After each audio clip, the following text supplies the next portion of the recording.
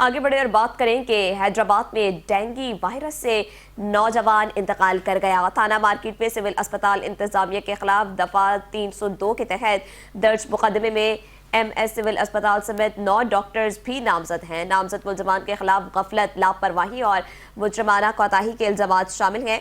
मजीद तफसीलात के लिए हमारे साथ मौजूद हैं हैदराबाद से डिस्ट्रिक्ट रिपोर्टर जिब्रान खान। जी जिब्रान, क्या तफसीलात हैं आपके पास?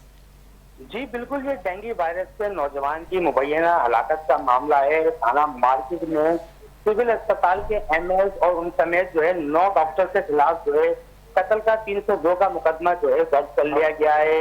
कत्ल के मुकदमे में नामजद मुलजमान के खिलाफ गफलत, लापरवाही और मुजरमाना कोताही के इल्जाम भी जो है शामिल किए गए। वादा रहे कि एडवोकेट लुत्फुल्लाह जरदारी जो के नौजवान हसनैन जरदारी के वालिद थे, उनकी मुद्दईयत में जो है मुकदमा दर्ज किया गया है। मुद्दई के मुकदमे के मुताबिक, मतन के मुताबिक उन्होंने अपने बेटे को सिविल अस्पताल हैदराबाद मुंतकिल किया गया, जहाँ पर तिब्बी अमले में गफलत का मुजाहरा किया, जिसके नतीजे में उनका 17 साल नौजवान बेटा जो है जान की बाजी हार गया है। मुद्दे मुकदमे के मुताबिक जो है ward in charge professor doctor Iqbal Khan ने जो है उनसे मदद मांगी गई, तो उन्होंने उस पर भी कोई कार्रवाई नहीं करी है।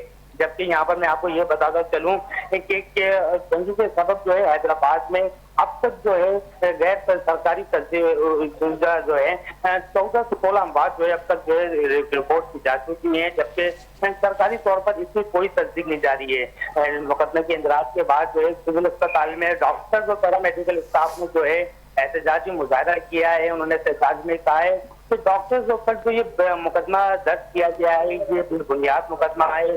डॉक्टर्स और paramedical staff front line soldier हैं और वो अपना काम करते हैं, और उन्हें इस तरह कत्ल का जिम्मेदार ठहराना जो है किसी तौर पर भी जो है मुनासिब नहीं है।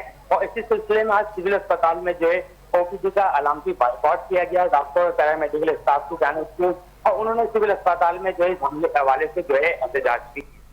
तफसीलात के लिए शुक्रिया जिब्रान।